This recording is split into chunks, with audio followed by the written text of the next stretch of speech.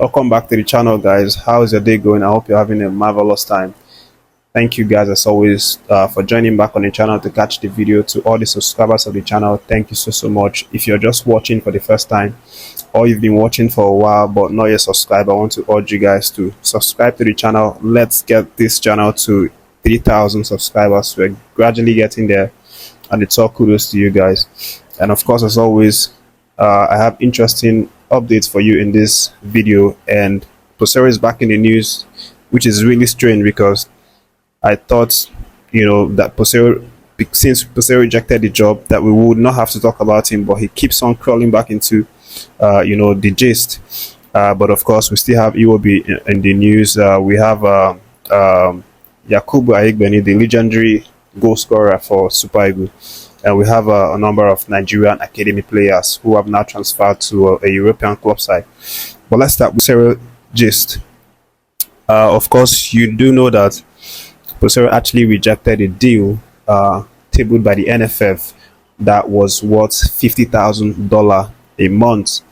He rejected it because he felt, it was too small. He needed an upgrade. He needed an increment to the salary, which, of course, he asked for $120,000 a month.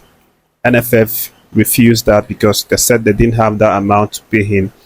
Peseiro said, okay, he's leaving if they can't pay him that amount. Case closed. Everybody went their separate ways. Peseiro went his separate way. But right now, the update that's coming out is that there has been a fresh contact with Peseiro's team about the possibility of paying him $80,000 per month for him to come back and continue as the Nigerian Super Eagles coach. This is not official. This is an insider story, not official. But of course, it's what's making the rounds right now, that Peseiro has been contacted again, not by the NFF. Remember in the last video, we talked about NFF having a very intense chat with Emmanuel Amunike about the possibility of taking over the job, and they're also considering Michael Nsiang, the American-born Nigerian coach, who's also very qualified for the job. So NFF are having conversations with these two people, but the people or the party that actually met Peseiro and his team, based on the report, is led by the Minister of Sports, Senator John Eno.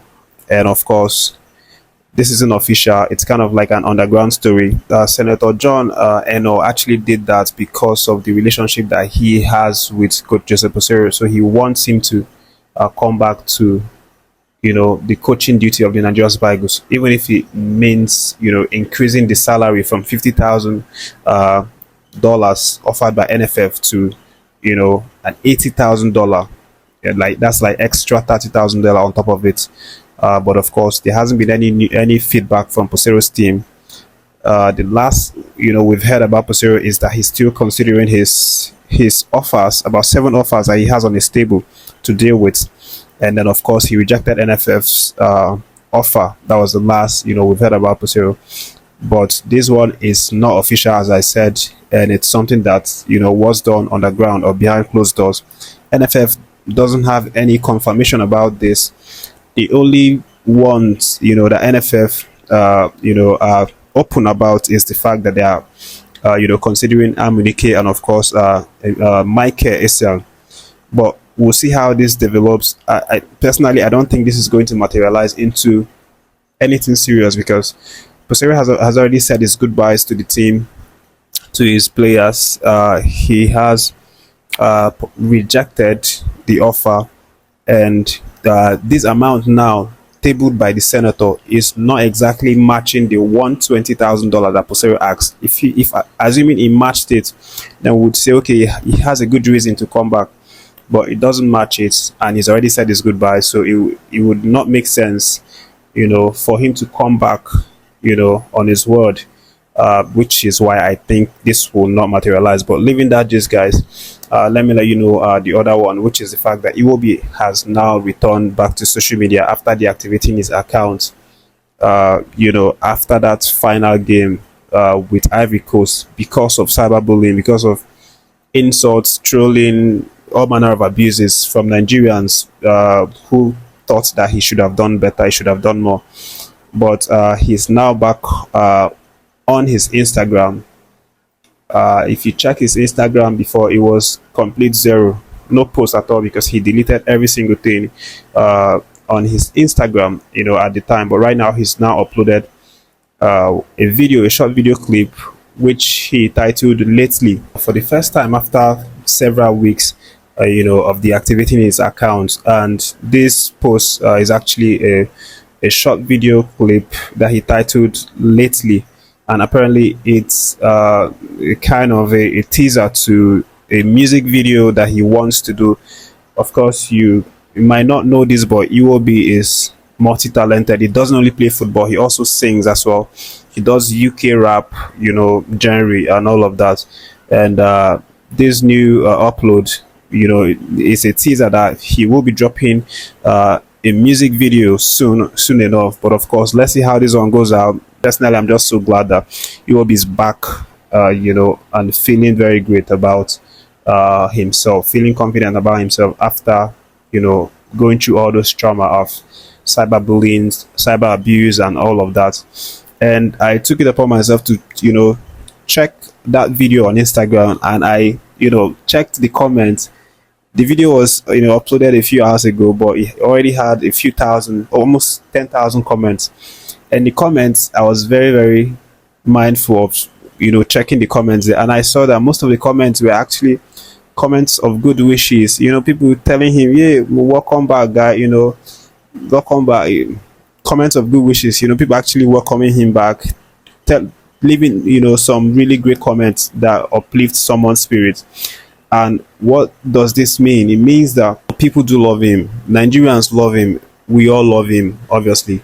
And of course, this same social media, or this same platform that people actually bullied you from, back in the day, back when we lost that final, is the same platform that he uploaded one video, and people are jumping on it to comment good things about him. It's just what happens sometimes. As a celebrity, when things are not going well, people attack you. When things are going well, people love you. It's part of the whole fame. It's part of the whole thing about being a celebrity. So you also have to have that mentality of carrying these kinds of things when it happens to you. Moving on, guys, let me let you know that Yakubu is also in the news. He's now come out to speak out about cyberbullying, and he's now said that he's also still facing people coming to his DM to bully him for that infamous miss that he had almost 13-14 years ago in 2010, when he missed that one versus South Korea.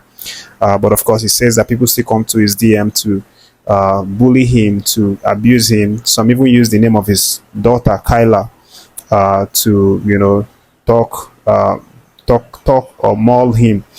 But of course, he goes on to say that why would people not forget something that has happened several years ago? Why is it so hard for people not to remember all the goals that he has scored for Nigeria?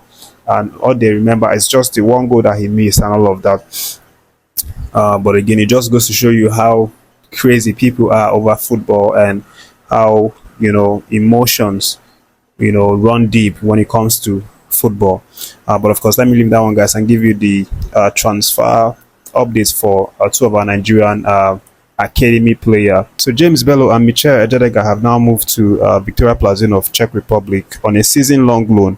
And of course, they are moving from the academy in Nigeria, Right to Win, which is a very fantastic academy that have been responsible for bringing up young quality talent. We wish them all the best, and hope that they perform well to secure a permanent move to Victoria Plazin. But that's the video, guys. Thank you for watching this one. Appreciation goes out to all of you. Love you all, guys. Make sure you're subscribed to the channel if you've not done so. Have a lovely day ahead today.